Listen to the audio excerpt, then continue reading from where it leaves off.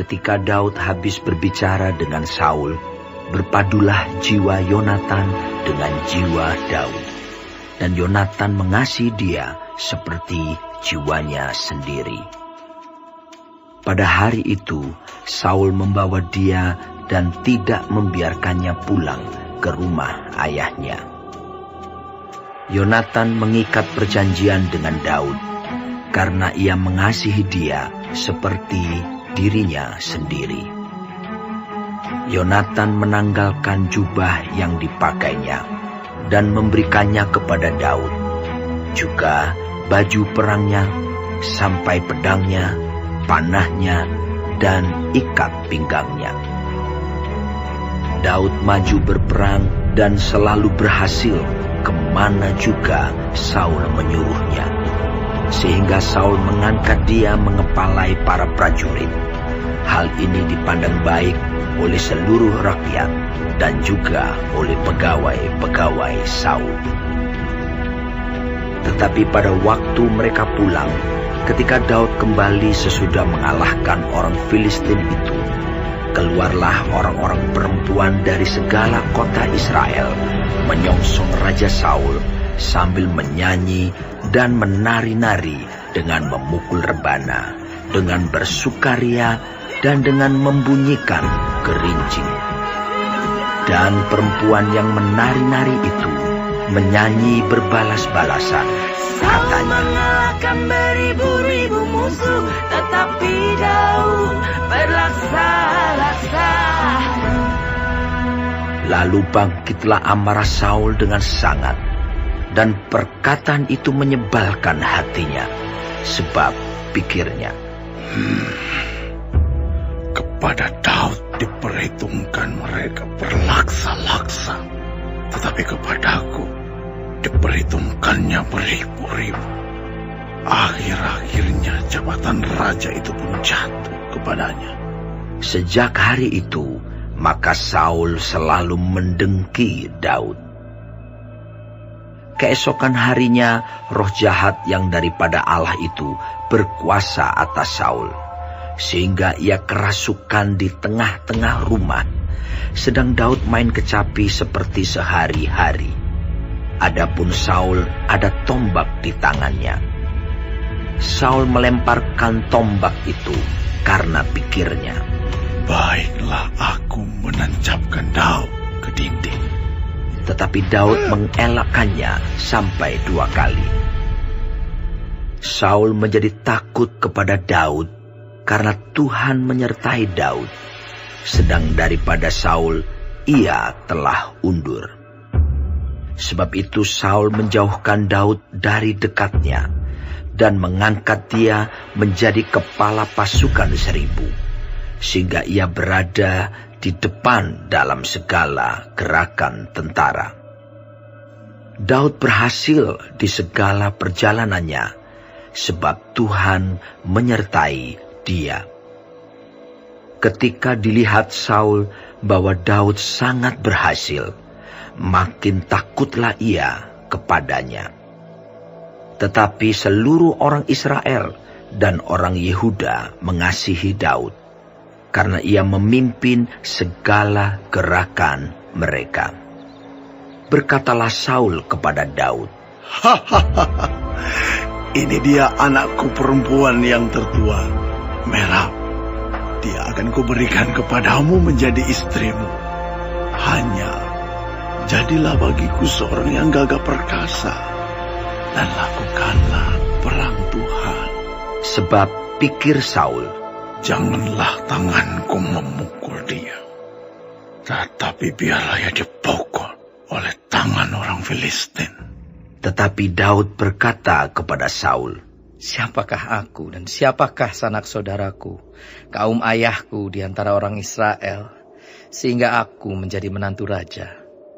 Tetapi ketika tiba waktunya untuk memberikan Merab, anak Saul itu kepada Daud, maka anak perempuan itu diberikan kepada Adriel, orang Mehola, menjadi istrinya. Tetapi Michal, anak perempuan Saul, jatuh cinta kepada Daud. Ketika hal itu diberitahukan kepada Saul, maka ia pun menyetujuinya. Sebab pikir Saul, baiklah Mikal kuberikan kepadanya. Biarlah ia menjadi jerat bagi Daud. Dan biarlah tangan orang Filistin memukul dia. Lalu berkatalah Saul kepada Daud untuk kedua kalinya, pada hari ini engkau boleh menjadi menantuku. Lagi Saul memerintahkan kepada para pegawainya, katakanlah kepada Daud dengan diam-diam demikian, sesungguhnya Raja suka kepadamu, dan para pegawainya mengasihi engkau. Maka sebab itu, jadilah engkau menantu raja. Lalu para pegawai Saul menyampaikan perkataan itu kepada Daud. Tetapi Daud menjawab, perkara ringankah pada pemandanganmu menjadi menantu raja?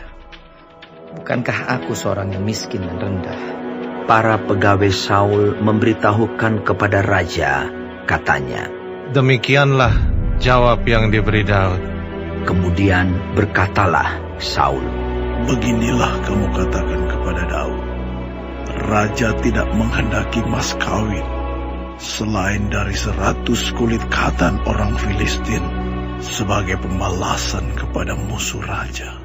Saul bermaksud untuk menjatuhkan Daud dengan perantaraan orang Filistin. Ketika para pegawainya memberitahukan perkataan itu kepada Daud, maka setujulah Daud menjadi menantu raja. Waktunya belum genap, tetapi Daud sudah bersiap. Ia pergi kepada orang-orangnya dan menewaskan dari orang Filistin itu 200 orang serta membawa kulit katan mereka.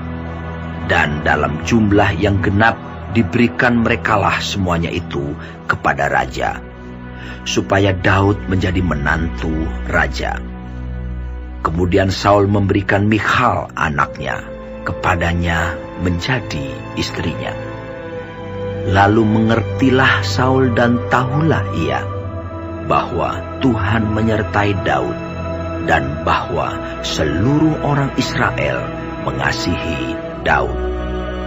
Maka makin takutlah Saul kepada Daud. Saul tetap menjadi musuh Daud seumur hidupnya. Apabila raja-raja orang Filistin maju berperang, setiap kali mereka maju berperang, maka Daud lebih berhasil dari semua pegawai Saul, sehingga namanya sangat masyhur.